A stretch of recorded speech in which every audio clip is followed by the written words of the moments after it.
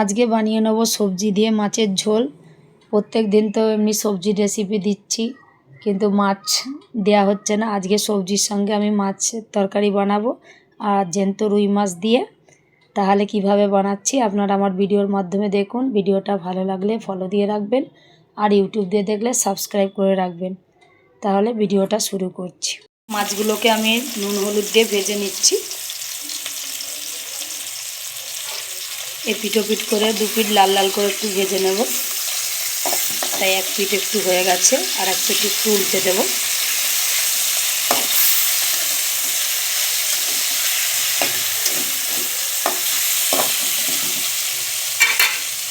এবারে মাছটাকে রান্না করার জন্য আমি কিছু সবজি নিয়েছি বেগুন, গাজর, টমেটো আর একটা আলু।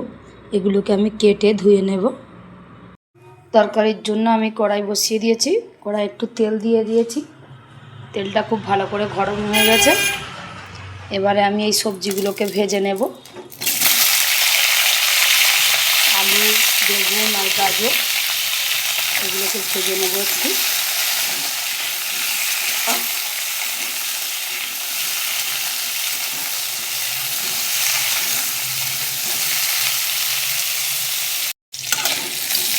এবারে এতে একটু আমি নুন আর হলুদ দেব।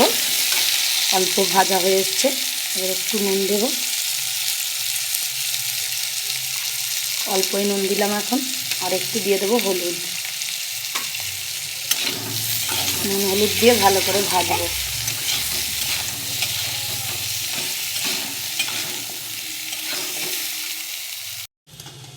ভাজা হয়ে গেছে আলু, গাজর, বেগুন সব সবজিগুলো। এবারে এগুলোকে আমি তুলে নেব। আমি সবজিগুলো ভেজে তুলে নিলাম। ওই কড়াতেই দিয়ে দিয়েছি একটু তেল, আরও একটু তেল। তেলটা গরম হয়ে গেছে, এবার ফোড়ন করে নেব। কাঁচা লঙ্কা আর গোটা জিরে ফোড়ন করে নিচ্ছি। আর দিয়ে দেবো কেটে রাখা পেঁয়াজ। পেঁয়াজটা লঙ্কা আমি একটু লাল করব। তেলটা খুব গরম হয়ে গেছে, ভালো করে লাল করে নিচ্ছি। পেঁয়াজটা ভালো করে লাল হয়ে গেছে। এবার আমি দিয়ে দেব টমেটো।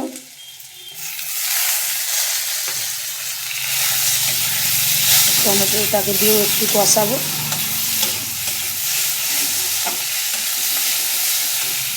টমেটো লাল হয়ে গেছে ভালো করে। এবারে দিয়ে দিচ্ছি, টমেটোটা যত তাড়াতাড়ি সিদ্ধ হয়, নুন আর হলুদ।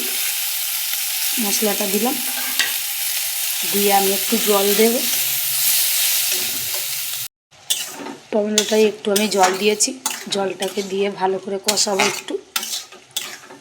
পেঁয়াজ টমেটো সব ভালো করে একটু কষে যাবে, আর তেলটাও ছেড়ে দেবে। এবার আমি উপর দিয়ে সবজিগুলোকে দিয়ে দেবো, ভেজে রাখা সবজিগুলো।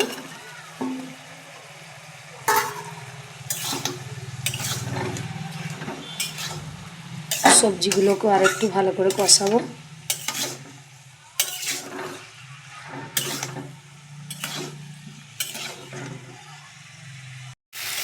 আমি সবজিগুলোকে সব ভালো করে কষিয়ে নিয়েছি। এবারে জল দিয়ে দেব।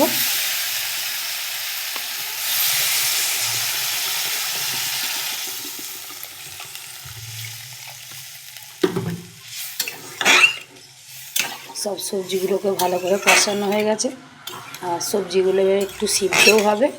এই জন্য আমি একটু বেশি করেই জল দিলাম, আর একটু ঝোলও থাকবে মাছে।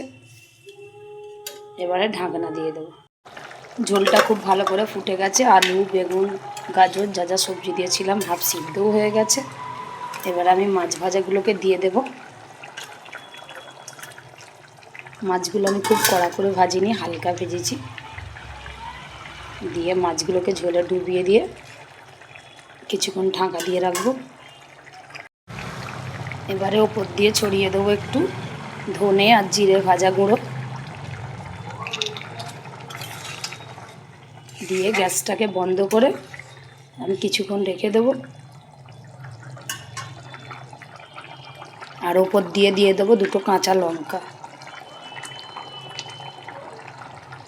দিয়ে গ্যাসটাকে অফ করে দেবো। তরকারিটা হয়ে গেছে, আমি ঢেলে নিয়েছি। দেখতেই তো পেলেন, একদম হালকা পাতলা একটা ঝোল বানালাম।